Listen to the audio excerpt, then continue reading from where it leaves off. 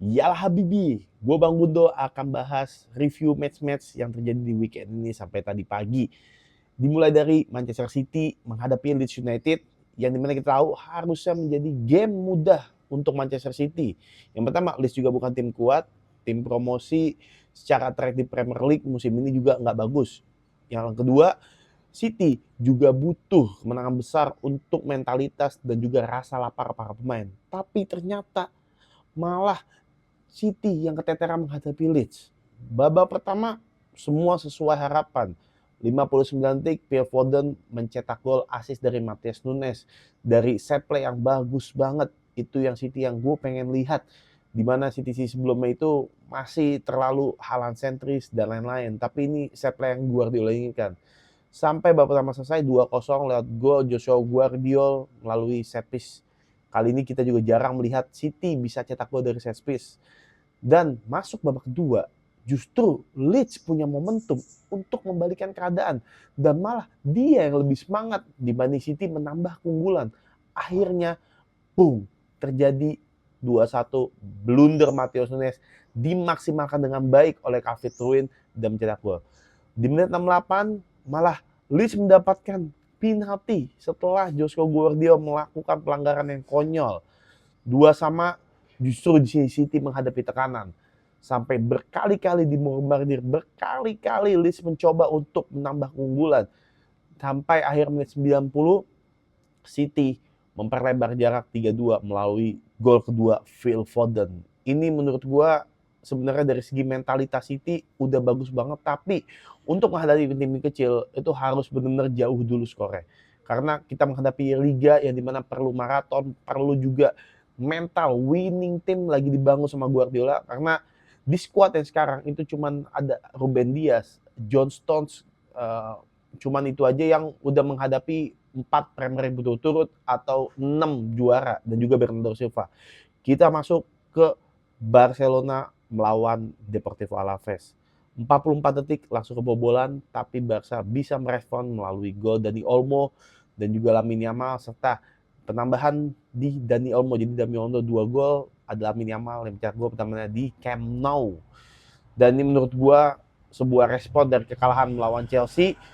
Secara game permainannya Barcelona bener-bener seperti Barca yang kita kenal, rapi, solid, attack-nya bagus, Joan Garcia tampil apik, bahkan ada penyelamatan krusial. Dan gue mau kasih sorotan kepada Gerard Martin, karena ini menurut gue pemain yang cukup step up di musim ini dan harus mendapatkan jam terbang lebih. Karena kita tahu kehilangan Inigo Martinez di Barcelona itu impact-nya berasa banget. Karena Inigo Martinez dan Pau Kubarsi ada pemain yang sangat paham soal highline defense, soal tactical defense dari Hansi Flick.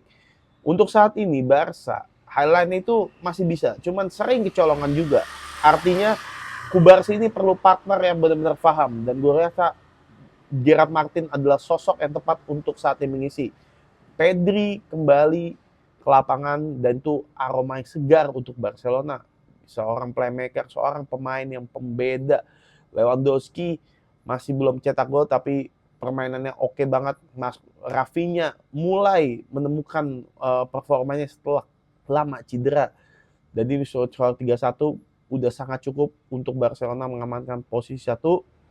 Kita menyeberang ke Italia, Grande Partita Lazio di minggu dini hari. Milan dan Lazio bertemu untuk menjaga asa Scudetto. Skor 1-0. Dan seperti biasa, permainan Milan tidak berubah. Allegri benar-benar membuat defense Milan tuh sangat solid. Dia tahu banget karakter tim-tim di Italia, bagaimana cara pola serangannya, sehingga mudah dibaca oleh back-back Milan. Dan gol satu-satunya dicetak oleh Rafael Leao yang sekarang juga menjadi top skor Serie A dengan 5 gol. Dan golnya ini menurut gue sebagai fans Milan yang jarang melihat gol-gol set play, gimana umpan 1-2 itu bagus banget. Dan semoga Allegri benar-benar melatih terus pemainnya, one touch, two touch, gimana pergerakan off the bola juga oke, sampai finishingnya.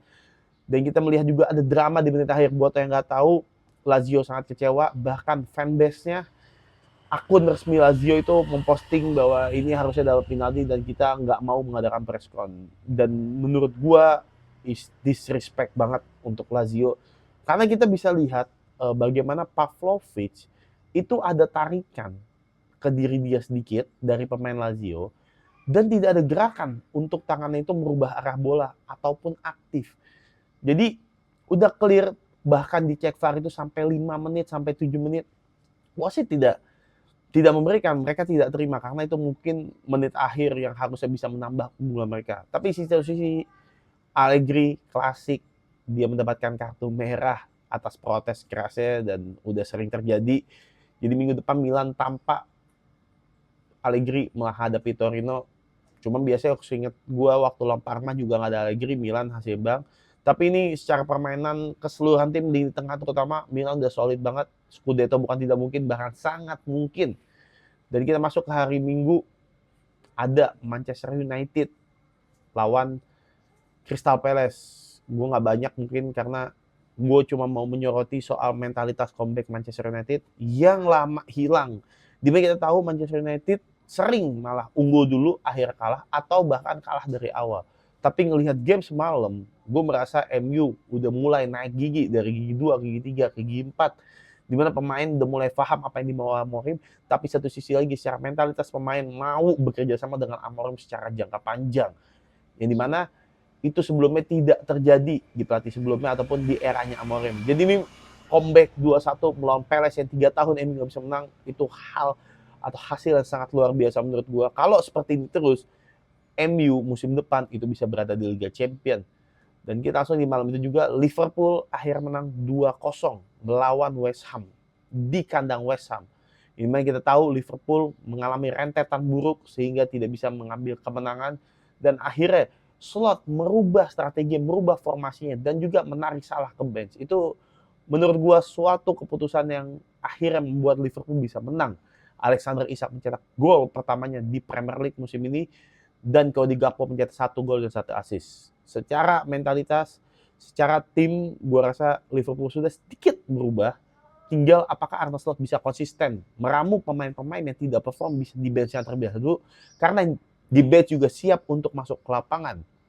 Kita lanjut ke match yang lain, grande partitanya Liga Inggris antara Chelsea dan Arsenal. Gua melihat Arsenal kayaknya terlalu jumawa, terlalu confidence bahwa dia tim terbaik. Tim terbaik itu buat gua itu sudah mengalami fase meraih trofi, meraih kegagalan atau bounce back dari ketertinggalan. Dengan 11 pemain di menit 35, Arsenal masih kalah dengan Chelsea secara game. Dan malah Chelsea justru lebih unggul terlebih dahulu melalui gol Chalobah sampai akhirnya Merino bisa menyamakan kedudukan. Game-game seperti ini akan Arsenal hadapi di Liga Inggris. Dan secara mentalitas, Chelsea itu bisa step up dan bisa bersaing ke title contender kalau mempertahankan kondisi seperti ini. Di satu sisi Arsenal, kalau kehilangan poin terus-menerus, City bukan tidak mungkin bisa menyalip dan bisa juara Premier League. Walaupun kita juga masih panjang, tapi ini poin penting untuk Arsenal. Karena Arsenal itu belum punya winning mentality. Secara tim mungkin yang terbaik, secara defense mungkin yang terbaik, secara pemain tengah, pemain depan mungkin yang terbaik dengan sistem. Tapi secara mentalitas untuk mendapatkan juara, Arsenal masih belum dan Chelsea itu udah punya, Manchester City udah punya. Kita akan melihat ke depannya seperti apa. Dan terakhir penutup ada Girona dari Real Madrid. Lagi-lagi Madrid tersandung.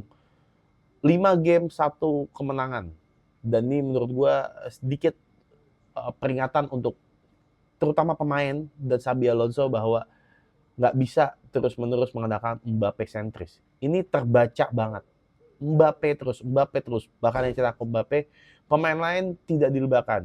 Ketika ada ruang kosong, pemain lain tuh harusnya bisa masuk, gitu, bisa mencari. Tapi ini karena terbiasa apa-apa ke Mbappe, jadi dari secara off the ball itu gue melihat ini stuck tim ini. Dan akhirnya apa? Imbang ini membuat Madrid kedua, Barcelona naik ke 1. Belum lagi isu-isu dari para pemain tidak cocok dengan pelatih, walaupun sudah dikonfirmasi, sudah baikan semua, tapi menurut gue ini bukan hal yang mudah untuk Xabi Alonso dan tim. Dan Rodrigo, gue rasa Januari udah harus pergi. Kesempatannya sudah habis, 30 game tanpa gol. Untuk menumbuhkan kepercayaan diri dia dan mimpi main di Piala Dunia 2026, gue persilakan Rodrigo bisa ke Manchester City atau tim lain yang mendapatkan tempat untuk kepercayaannya lebih lanjut. Jangan lupa subscribe, jangan lupa follow akun-akun gue biar gue semangat konten terus. Terima kasih banyak. Kalau ada kritik dan saran, lu bisa tulis di kolom komen. Insya Allah gue baca. Atau juga topik, boleh banget. Thank you. Yalah Habibi.